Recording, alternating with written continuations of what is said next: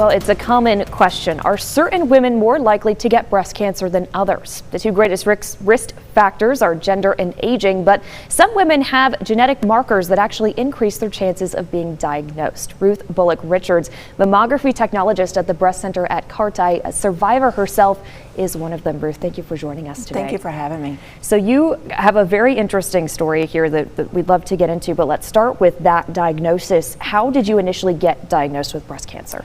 Well, I carry certain risk factors and I have family history. So that led to me having genetic testing done in 2018. And that genetic test came back showing that I was positive in a breast cancer gene. So that led to me having breast surveillance every 6 months. So I would have a mammogram and then a breast MRI to follow 6 months later. Okay, and then through that was when they first detected. Correct. And was it an early detection? It was. This was September of 22 last year. My MRI showed a difference compared to my prior MRI.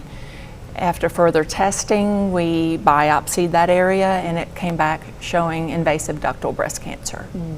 So that was just about a year ago then. It was a year, yeah. So do you mind sharing, how are you today? What's going on now? Well, with that diagnosis, I ended up having surgery and reconstruction.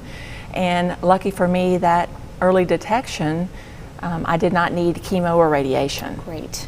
So that MRI, I think, saved my life. Do you feel that getting those genetic testing done, knowing that you needed that surveillance, that was kind of the key to the early detection? Oh, absolutely. That genetic testing just makes you more aware that you're more susceptible to having breast cancer, and that leads to the breast surveillance, whether it be MRI or whole breast ultrasound.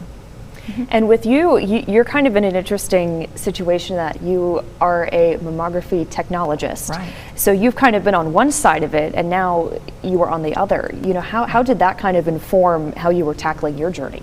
Well, I've been doing mammography now for 33 years, so mammography is my passion and my mission. I like to say I save women's lives one breast at a time. So I'm their advocate to catch things early, and I take pride in that. And you know, sometimes you have to take care of yourself as well, so you can still save other people as well.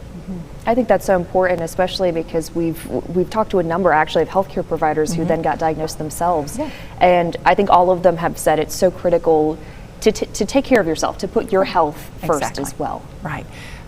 Yes, you need to take care of yourself. You need to know your own risk factors, whether it be genetic testing or just high-risk clinic.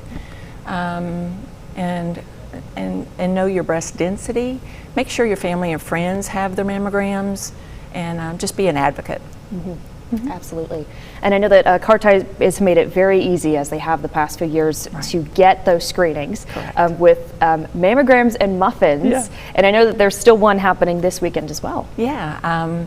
I work in Pine Bluff 3 days a week for that breast center, and then I'm in Little Rock CARTI the other 2 days. And this weekend is our Mammos and Muffins, which we open our doors for screening mammography on a Saturday, so ladies don't have to take the time off from work if it's not feasible for them. Yeah, absolutely. It's a great event, and like you said, it's something that you can go, and so there should never be an excuse if I don't have time. Exactly. There's time being made. Exactly. Perfect. And so then finally, if people want to get more information either on genetic testing or just getting their mammogram in general, is there a website they can head to? Sure. CARTI.com answers a lot of questions. We have a great genetic counselor clinic. When patients come in for their mammograms, we get their history, and that determines if they are at high risk. So we also have a high risk clinic that helps those patients to have that breast surveillance that needs to be done. Perfect. All right, Ruth, well, thank you for coming in and sharing your story. Of course. Thanks. And we're going to be right back after this break with a final check of your weather. Don't go anywhere.